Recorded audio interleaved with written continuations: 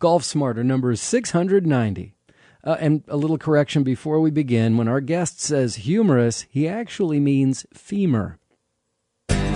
Swinging a golf club shouldn't hurt.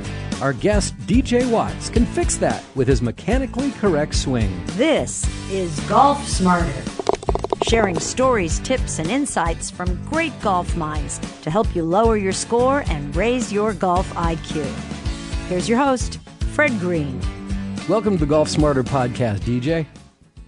Oh, thanks, Fred. It's a pleasure to be here, sir. Thank you very much for agreeing to come on to the show. You were referred to us by Paul Cervantes. Yes, Paul. Paul has done some amazing referrals, and again, we encourage all audience members. If you have somebody you want me to talk to, please let me know. Send me an email, and we'll reach out and see if we can get them to agree to come on the show. But first, let's talk to DJ Watts. DJ, so you're based in Canada. Are you teaching golf? No, I'm not actually a golf instructor. I got into this just as a side hobby, but I would consider myself a swing researcher and analyst. And I do consultations. Some people would call them lessons. But I'm kind of like what you would call a swing coach in baseball or a speed coach in football. I'm about mechanics. I'm about technique. And what one does with it after that is up to them. Okay. But do you spend time with people and explain how they, like, the corrections they should be making with their swing? Or you just talk about swing mechanics as a theory? What I usually do is look at their swing first, cold out of the box. They send me a swing to look at, and I'll make some suggestions. Usually people already know that I'm about swinging with mechanical correctness. Like every other sport, focuses on mechanical correctness in technique. And the strange things I've found with golf is that there is a whole industry of mechanically incorrect swing being taught. And that's where I come in, and I try to get people off that track and onto a more, a healthier way of swinging for their bodies. Explain to me what you mean you do swing research. Well, what happened was when I first started playing golf, I got to a pretty high level, for the average golfer pretty quickly. My first year taking lessons, I was able to break 80. But within 2 years of getting serious about it, I'd walked away from the game. I was frustrated. I couldn't keep my swing from one day to the next. Mm-hmm. And especially, playing in an amateur tournament or what have you, it would completely fall apart.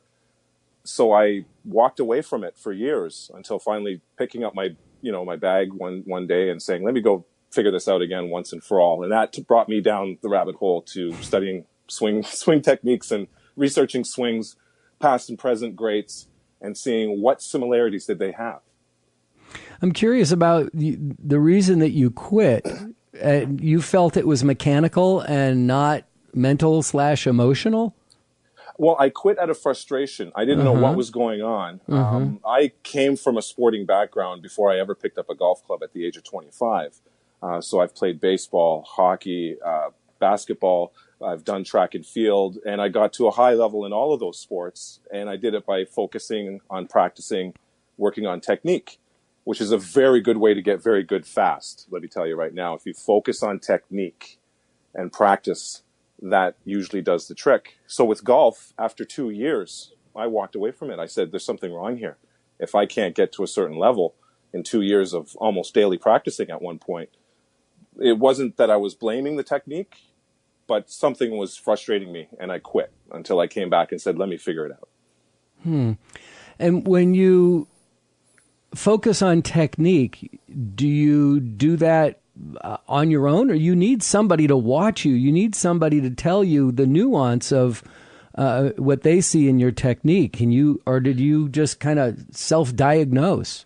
I self-analyzed and I self-diagnosed. Really? There was a period. I just went out and I bought a video camera and I took it to the range and I sat it down, and hours and hours and hours in the beginning, I might hit 600 balls in a session. And I recorded every swing. And the really good swings that I liked, the contact, the flight, the feel, the distance, I would obviously make note of those swings, and I'd study them later when I was at home. And like I said, coming from a sporting background, I had an idea of what qualifies as correct motion. So when I would see certain things, compensations, movements of the head, okay, something's going on here. And it took me a few years to get really proficient at analyzing what goes wrong when you do something wrong. But it was completely self-taught. Wow. Man, I really don't have that. I didn't know it was so impressive. It is because, I mean, of course we hear stories, and we've told stories of playing for a couple years, getting totally frustrated and walking away. There are many people who do that. And then there are people who get so frustrated, they'll go and hit hundreds of balls a day on their own and just repeat their mistakes over and over again, thinking that they have to make changes in one thing or the other, but they're not really sure what they need to change. I've definitely been there. I mean, when you hit 600 balls, basically all the same way, there's not much you could look at to say, it took years before I started realizing what is needed to make a swing change, how to implement a swing change, and then from that, how to make a swing change stick. And the secret to that, simply, Fred, is the more mechanically correct your technique is, the easier it is to maintain. I've went for 9 months without hitting a ball. Just from last July until early this month, I hadn't hit a ball in 9 months. Not one ball. I would just swing a practice swing in my living room. With the training. I use a swing right, which is a training tool for swinging. Developing speed, and that's all I did.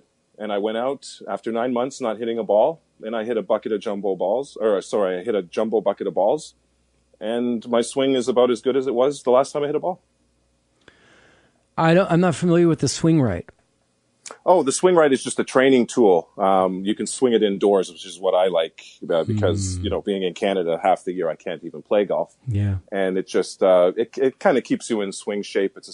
If you have to swing it at a certain speed to get it to click, and then you set it on harder and harder settings where you have to swing faster and faster to get a click out of it. Mm-hmm. And that's basically all I've done in the 9 months that I took off hitting balls, is swing my swing right in the living room in my home office. And because I focus on technique, I can get out there after 6 months, 9 months, what have you, without having hit a ball and go right back to what I was doing. So does this mean there's only one correct way to hit a golf ball with the proper mechanics? That's where you get into the nitty-gritty.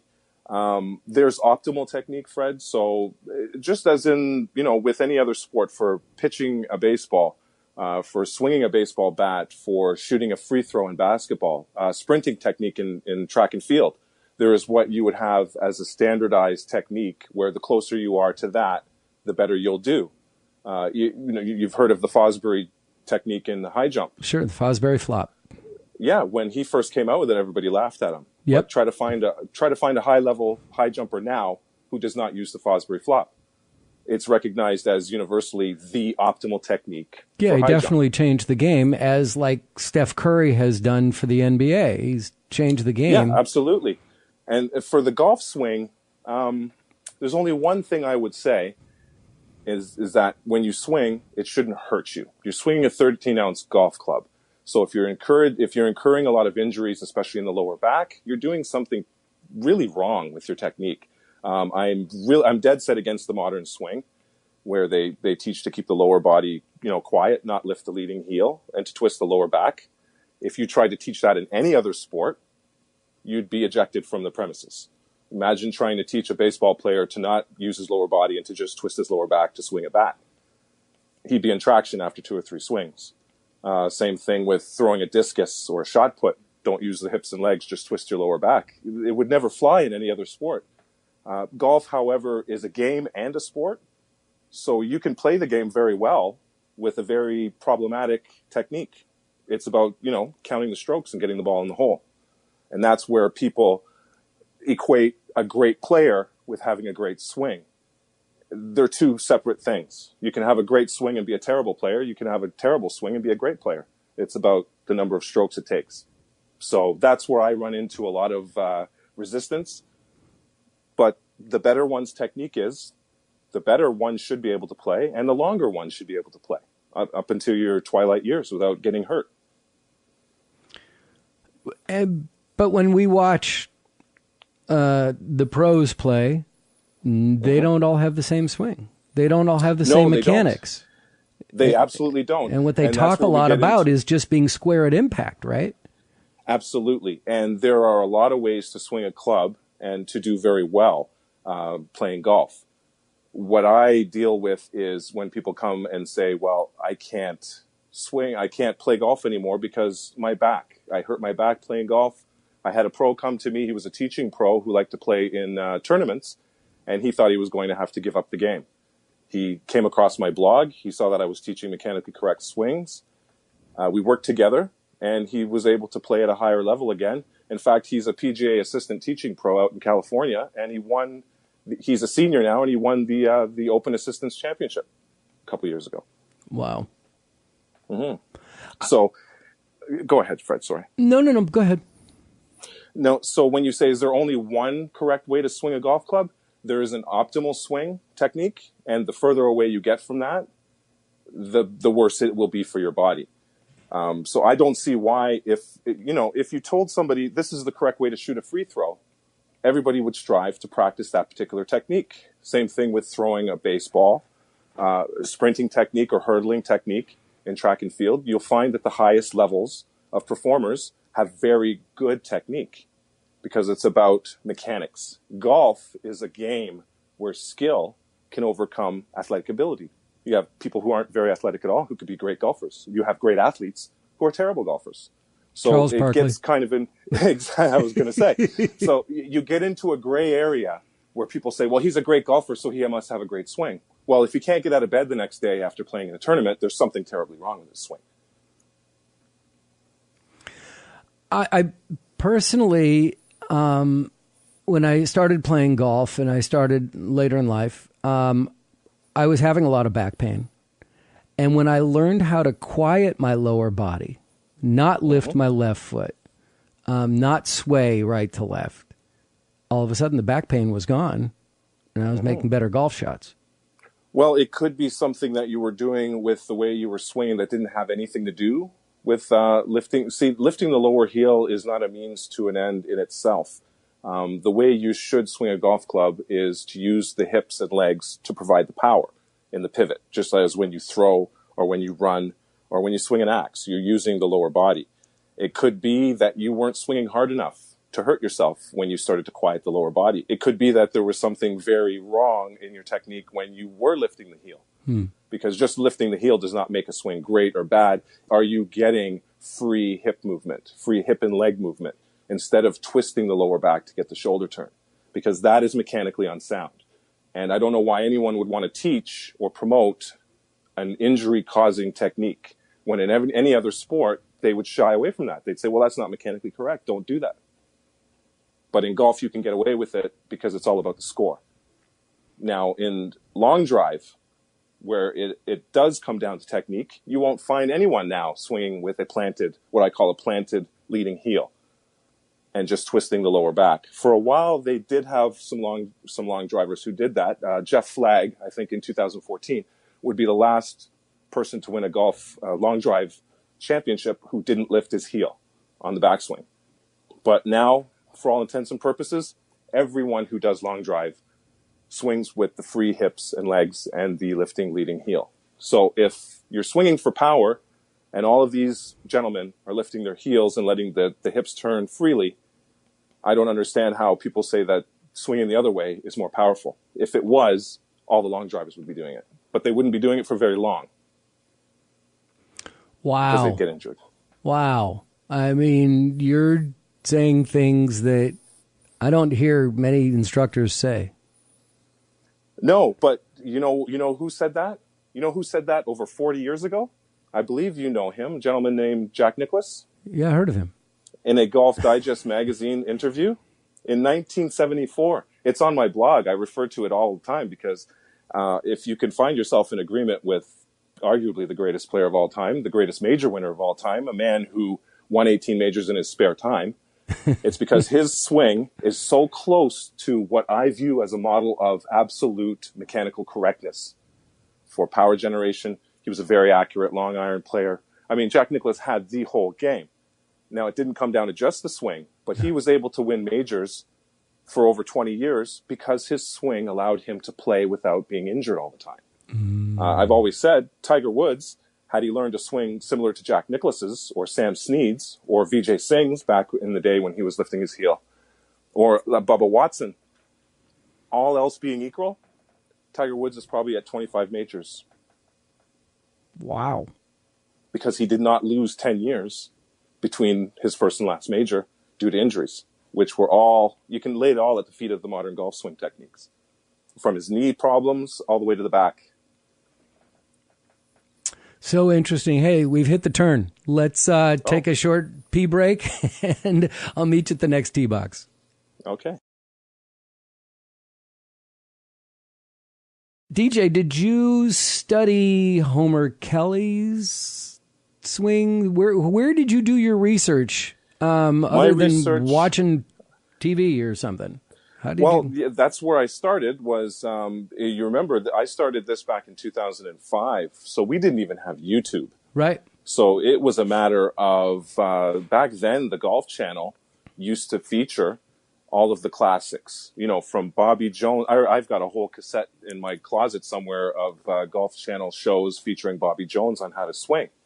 He had a very mechanically correct swing. You know, Bobby Jones retired from playing golf because he had a bad back. He could, you know, at the end of his life, he couldn't even walk. He was in a wheelchair. And yet up until when he retired, he was able to play golf and won the 4 majors. He retired that year because his swing, you shouldn't hurt your back. I've got scoliosis, Fred, just as a sidetrack. I have scoliosis. There are days when I can barely tie my shoes. In fact, the first time I went down to Arizona to visit a friend and do a little informal golf talk in a seminar we had, I had hurt my back on the weekend, flew out on the Monday. I couldn't even tie my shoes. Somebody had to tee the ball up for me if I was going to hit a ball. Yeah. And yet I was hitting 300-yard drives because I don't swing with my lower back. I swing with my hips and legs. So if Bobby Jones could play golf with a bad back, if I can hit, you know, I'm 49 years old, I'm overweight, I can hit the ball 300 yards and over with ease. You know, I can humbly tell you that. I've got the stats to show it. I don't use my lower back, so it's never an issue, even though there are days when you'll hear me groan like an old man when I'm trying to bend over and tie my shoes or put my socks on. Yeah, I know it well. So I'm curious. So back to our point. Yeah, right. I was asking about Homer Kelly. I mean, I know Bryson DeChambeau is a huge fan of that, and but he also does the single length irons. Nobody can really. You know who understand. I used as my teachers? No. The best players to ever play the game. Ben Hogan. And it's ironic that Ben Hogan is always used as a model for the modern golf swingers when he swung in the classic style. Before his wreck, which, you know, debilitated his lower body, he had a very high lifting heel, very aggressive leg action. After his wreck, when he could only play 5 or 6 times per year, he still had a lifting heel. You go back and look at the old video. Don't listen to what they tell you Ben Hogan was doing. Go look at what Ben Hogan was doing. And Ben Hogan swung with the classic golf swing style, even when he was in the 1950s, when he was winning the majors and everybody was going crazy. Look at the reels. He had a classic swing, free hip and leg movement. The heel came up. And this is a man who could barely walk. But that's how he was able to play.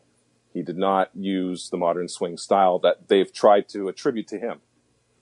Jack Nicklaus, Sam Snead, all of the greats, Bobby Jones I've mentioned, Byron Nelson, a man who was so accurate they named the robot after him. They all swung the same way, more or less. So why would you change that? And again, Jack Nicklaus in 1974 addressed the modern swing method of swinging using the lower back to turn the shoulders. And he said, it's ridiculous. He actually called it hogwash, I believe. And I'll stick with Jack on that, if you don't mind. That's one of the things I love about doing this show is that I present an opportunity for golfers, golf instructors mainly, but guys like you as well, who to give them this opportunity to share what they know and how they do it. And I can't tell you how many times I've had people say, I've discovered the secret, Ben Hogan's secret. And my feeling is, who am I to dispute you? You're making it work for you. So sure, I'll let you talk about that. But there's so many people who have discovered Ben Hogan's secret And they all seem to have different ways of doing it. They all have different secrets, right? Yeah. I'll give you the one secret that I say Ben Hogan had. And the secret Hogan had was when what I call, there's an action for the pivot that I call the perfect pivot. I've incorporated it into my golf swing model that I view as what I call a mechanically correct swing. It's the Hogan Pivot. And that's using the hips and legs. This is back in the 60s. It was color video, so it wouldn't have been pre-rec because his rec was in 49. This is color video, so it would have been in the 50s or 60s, likely the 60s. And he is teaching people how to swing, and it involves using the hips and legs. And I don't know where it got lost with Hogan, but his secret was his pivot. And if the closer you can get to emulating the pivot, the better you'll swing. Trust me. You've mentioned classic swing and a modern swing. Yes. Describe them, please, and why there is a difference. Okay, the modern golf swing, the principles are you quiet the hip and leg action. You don't lift the leading heel. You keep it nailed. I call it nailed down or planted. And you create a pivot with a little bit of hip turn and then turning the shoulders using the lower back torque. They always talk about torquing and creating resistance. They talk about rubber banding. All of that stuff is so tremendously harmful to the body that I cannot promote it. I cannot accept it. I can't teach it because, if you want to drive tent pegs with your forehead, I'm sure there are people who would be very good at it. And you could even hold a world championship having people driving tent pegs with their foreheads. That doesn't make it the way to do it. I'm sorry, but that's the analogy I use. I love it. The image just cracks me up. Go ahead. Yes, and you'd have guys staggering around with their heads bleeding and proclaiming, I'm the world's best. Well, you've got a man who is arguably the world's best ever who couldn't swing a golf club for years because of his back issues, which were caused by the way he was swinging. So I'm just at a loss when I see this resistance to swinging in a way that does not cause injury. Because in every other sport, that's the focus. How do I get better technique so I don't hurt myself? And now you've got entire generations of people being taught a golf swing that will have them suffering back issues. I have a friend who his son was on a college team, and we worked together on his swing to get him a little more mechanically correct. And he said that his son looked around one time during a bus trip to a golf tournament. Everybody had, compresses, cold packs, the wraps. They were getting treatment on their lower backs. And he was sitting back just chilling for all intents and purposes because his lower back didn't hurt. How old was he? There's something he was in college. Yeah, well, it doesn't hurt yet. Now. Yeah, you've got college players. No, he won't get any back problems because if he's swinging properly, and by properly, I mean mechanically correctly. I'm not I'm not a stickler on swing styles. All I look for is, are you doing something in your swing that's going to cause you added risk for injury? If you are, then the alarm bells start ringing and I say, well, you need to change this, you need to change that.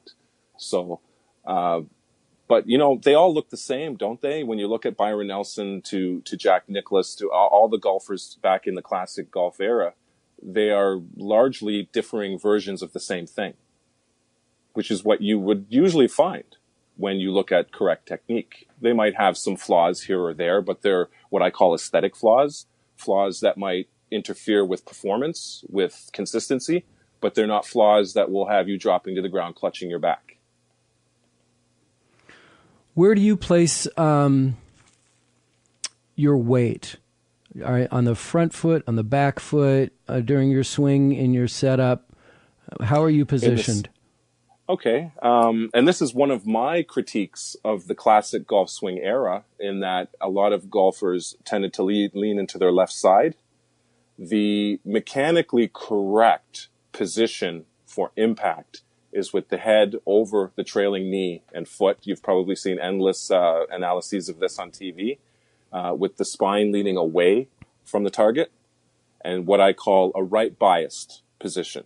So at impact, for maximum speed, power, and efficiency, you have this position that looks like you're leaning away from the target, what I call a leaning A, if you were going to draw an A and then tilt it away from a certain object. So if that's the way you want to be at impact, and the overriding principle in sports is try to keep a stable head, where should your weight be at address? Probably on the right side. Not probably, it should be on the right side, because I called Tiger Woods' back injury before he incurred it. I called his swing the backbreaker at the time he was swinging that way. He won 5 tournaments that summer. So it had nothing to do with making him a terrible golfer, but having that hard left-leaning stance to set up and then trying to get into a right-biased impact position was placing incredible strain on his lower back. And I said, he's going to do something bad. And 4 back surgeries later, I feel I was vindicated in that. So I would have the stance would be right biased. So the weight is evenly distributed on the 2 feet, but you want to have the bias in your stance, in your position to the right side, spine leaning away from the target, because if that's where you want to be at impact, that's where you should be to start your swing. I come to this, and I think that I communicate with in this not to Tiger Woods, not to PGA Tour players, not to PGA professionals. I'm talking to the guy who doesn't hit 600 balls a couple times a week. These are golfers. I don't even want to say guys. These are golfers that they get out hopefully a couple times a week, maybe once a week, maybe once a month because they have kids and who can never get out. Absolutely. There's so many things. And when I see those players, mid to high handicappers, making contact with leaning towards the right bias, as you call it, and this is for a right-handed golfer, it seems like they have a tendency to try to lift the ball with that swing because they're behind it. And forget about the casting, but just, pulling up at it because they're behind the ball as opposed to coming down, which everybody's always talking about, coming down to the ball, then hitting the ground to get your divot. I would think that when you're in that position, you're going in the opposite direction. I would. I see what you're saying. I could see your point. My response to that would be, if you're trying to lift the ball because you're behind it, then you have a ball position issue and not a stance issue. Ooh, we do know that, yes, the wedges and the short irons are to be struck with a descending club head, whereas the longer clubs are meant to be more sweeping. And then with the modern driver, you actually should have an upward angle of attack when you're coming into the ball. All of those are achievable by adopting the exact same stance and then moving the ball progressively back towards the middle of the stance from the driver to the wedge. By the time you get to the wedge, you've got the ball between your feet, roughly the middle of the stance, and with the exact same stance, your hands are now ahead of the ball. And that's so much easier to maintain as a technique than, you know who used to do that, Fred? I'll give you one guess, and if your guess is Jack Nicklaus, you'd be correct. Let me guess. I had this... I had this great...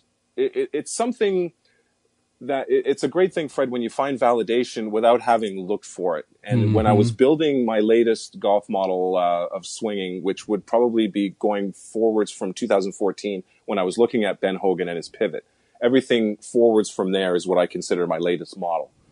And I looked at a picture of myself with driver, 7-iron, and wedge. And then I saw in a magazine or online from a magazine, Jack Nicklaus Golf My Way, the way he had his setup with driver, iron, wedge. And wouldn't you know it, they were virtually the same. Wow. So Jack Nicklaus advocates the same stance, moving the ball to adjust for the clubs and the type of strike and contact you want. And that's so much easier than having a wedge swing and a mid-iron swing and a long iron swing and a driver swing and having to practice all of those constantly. When you have the same stance for all your different balls, all your different clubs, what you do is you would adjust your height because you have a shorter club with the wedge than with the driver, and you would adjust your stance width. You have a narrower stance with the wedge than you would for the driver. But using the exact same stance, you vary the stance width, you vary the ball position, and that's the way Jack Nicklaus did it. At least that's the way he advocated it.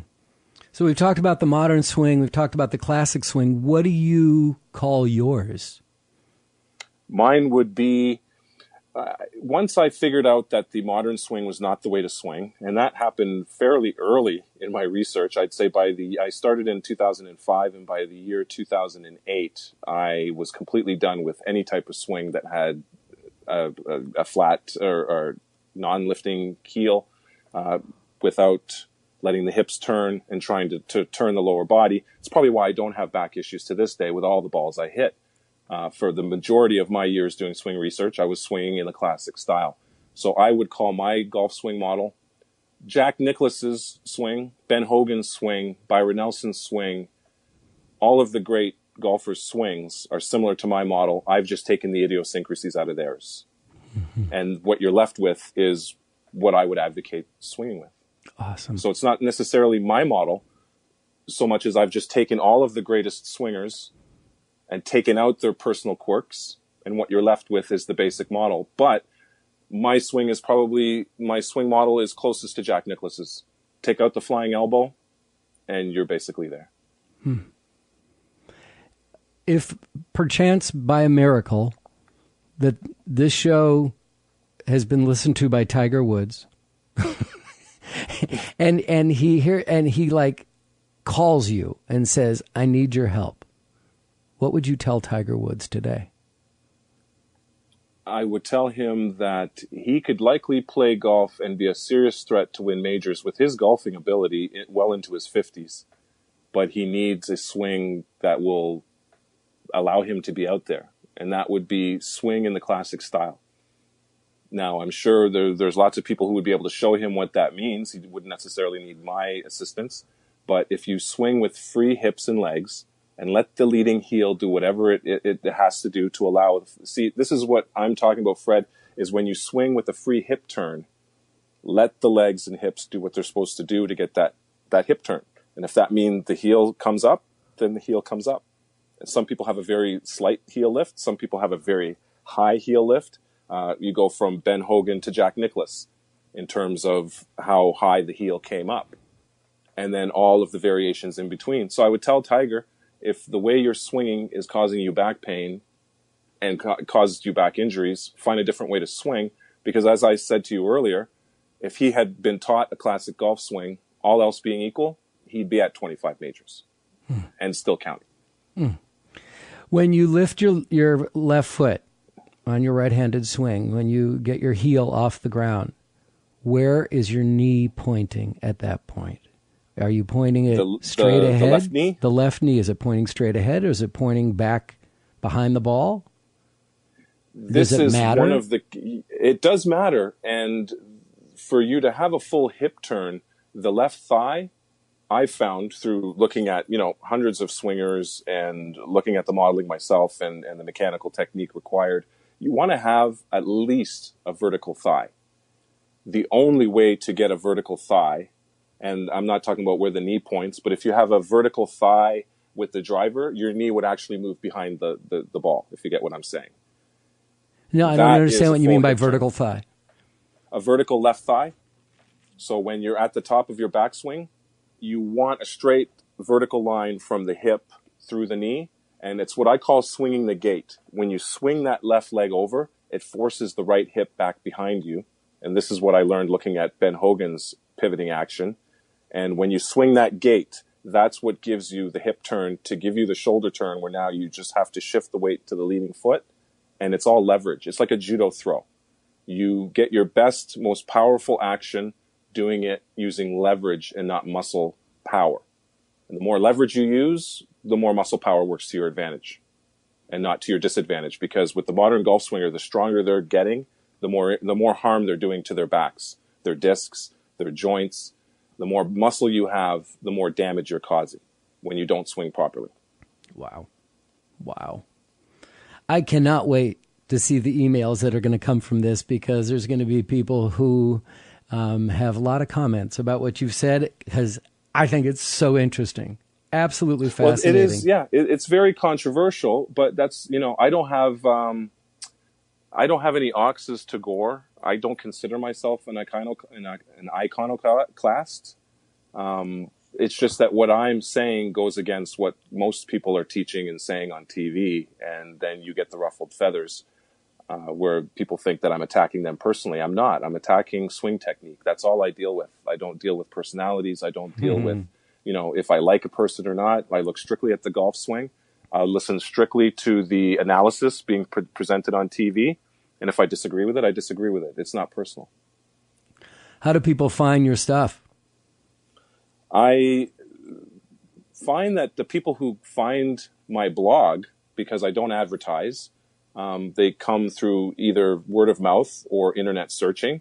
And most people who come across my blog or who I've had feedback from say, wow, I can't believe I finally found a site where you're just talking about technique. And by following your advice, reading your blogs, looking at the videos you present, I've been able to go back to playing golf. People who used to be single handicaps, who were almost out of the game due to back problems and whatnot, they're back playing the game and enjoying it.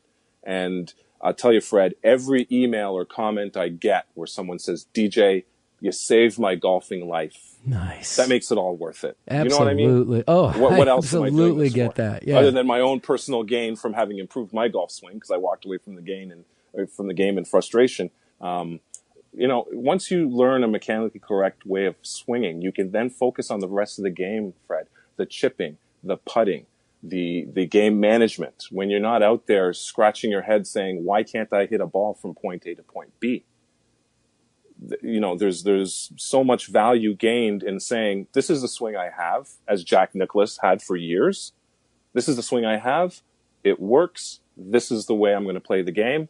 And, Jack Nicklaus would go for a once-a-year tune-up with his old mentor, Jack Grout. And Jack Grout would give him the once-over, maybe suggest a little, Nicklaus tended to get a little sloppy with his technique at times, and that's when he would struggle. Then when he went back to the proper technique, he got good again. Great. Tell me the URL for your blog. How can we find that? It's very simple. It's Wax Golf, WAX, golf, one word, .com. And there's lots of discussion. People leave it's what I call a very civilized place to come and discuss golf. People aren't shouting past each other, but we all tend to agree, which is why we're all there at the blog. And so the discussion tends to be, how do we improve our mechanically correct swing to begin with, and not, arguing back and forth about classic versus modern. If you're a proponent of the modern golf swing, you're probably not reading my blog. And what about your YouTube channel? How do we find that? I've got videos on my website that you could just click on to view, and I've just got the one channel. So you could just simply follow it from the blog. The easiest way to find anything that I do is just to go to my website, waxgolf.com, Wax Golf. So what is Wax But if you Golf? just... Wait, now Wax Golf is just a shortened form of Watts Athletics. Oh, first two yes, and the last letter. Yes, it is. Absolutely. Awesome. Well, when you make it simpler for people to search for stuff instead of some long convoluted, name, I find that it's easier to remember and go back to. If you forgot, where was that place again that I was reading about the mechanically correct golf swing? It's Wax. And it'll help you wax the ball. Trust me. Perfect. DJ, it was great to talk to you. Thanks so much for sharing this. Really interesting. And again, if this touches you in any way, check out his website and his blog at waxgolf.com. And thanks so much, Fred, for having me. It was a pleasure. Well, he claimed to be a little bit nervous. I didn't get that at all, but I want to make sure that you got his website and his social media correct. His website is waxgolf, WAXGOLF.com. And on social media like Facebook, Twitter, and Instagram, he can be followed at Watts Athletics. That's WATTSATHLETIX. And I'll put those links in today's show notes so you can check those out and click right on them. Hey, have you registered to win our next prize yet? I'm going to announce the winner on our next episode, so sign up soon to win a free online copy of Tony Manzoni's video, The Lost Fundamental, One Simple Move, Better Golf Forever. Deadline for entry is midnight Pacific Time, 3 a.m. Eastern, Sunday, May 26, 2019. Sign up at golfsmarter.com and click on the Enter Now banner at the top of the page. This week on Golf Smarter Mulligans, we're talking to Jim DeLobby. You've heard about being so focused on the moment, it's called being in the zone.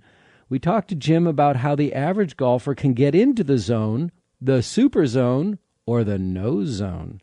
That's episode number 7 of Golf Smarter Mulligans. Get your free subscription wherever you get your favorite podcasts and have it downloaded automatically every Friday before your weekend round. Golf Smarter Mulligans is supported by Autoslash.com and TwoGuysWithGolfBalls.com. And we're going to finish up with our quote of the week from Dr. Joseph Parent, which is incredibly appropriate given today's conversation with DJ. Dr. Parent says, "The golf swing is a series of muscle movements all in sequence.